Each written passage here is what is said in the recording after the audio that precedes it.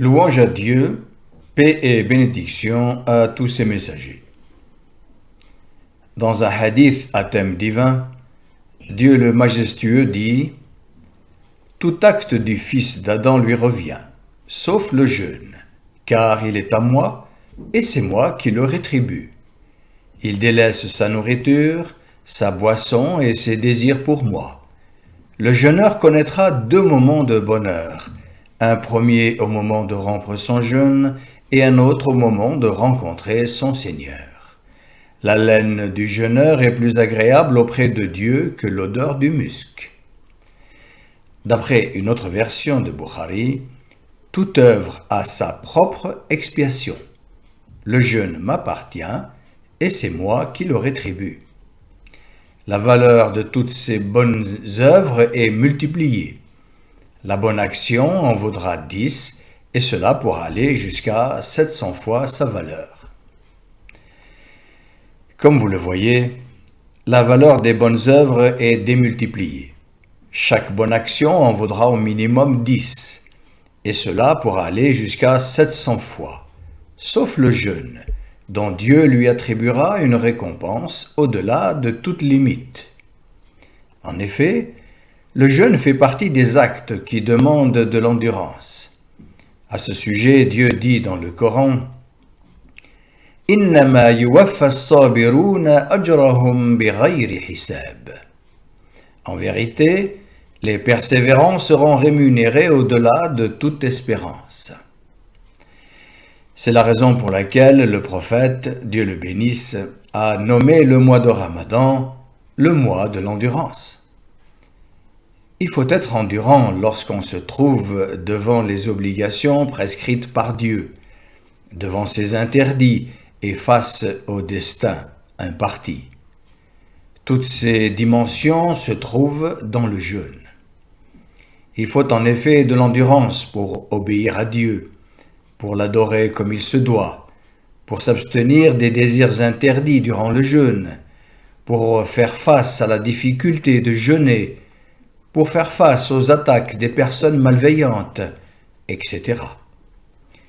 Tout ceci mérite sans nul doute une infinie récompense. Le prophète, Dieu le bénisse, dit à un homme « À chaque fois que tu délaisses une chose interdite par crainte de Dieu, Dieu te donnera quelque chose de mieux. » D'après Abdullah ibn Omar, le prophète, Dieu le bénisse, a dit « Le jeûne et le Coran intercéderont en faveur du serviteur le jour de la résurrection.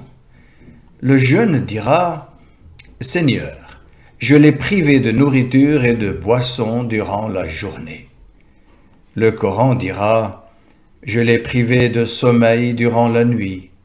Accepte notre intercession pour lui. » Et ils intercéderont.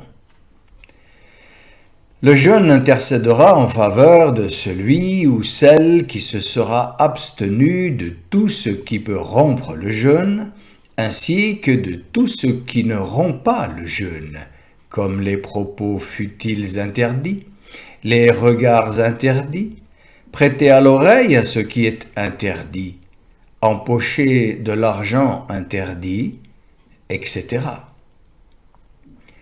L'intercession du jeûne sera réservée à ceux qui auront préservé leur jeûne.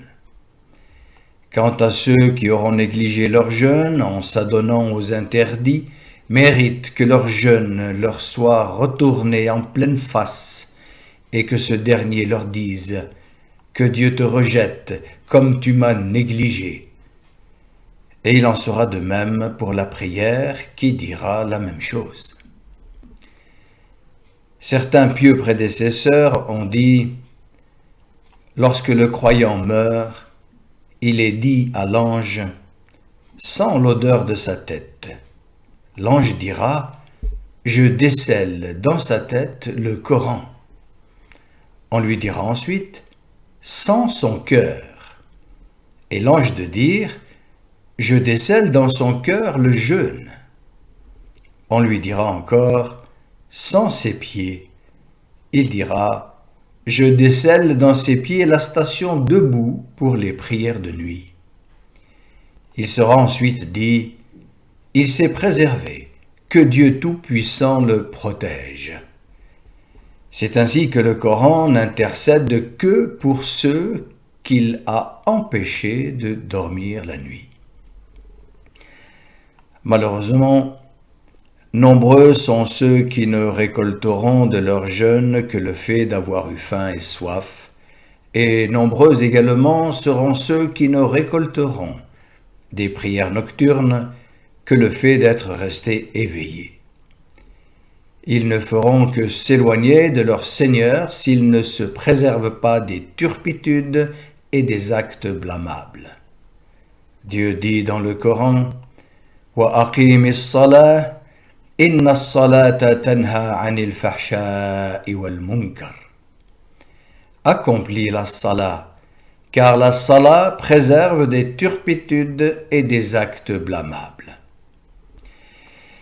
Si le jeûne est entaché de péché, par des actes ou des paroles, il n'apportera à son auteur que mépris et refoulement.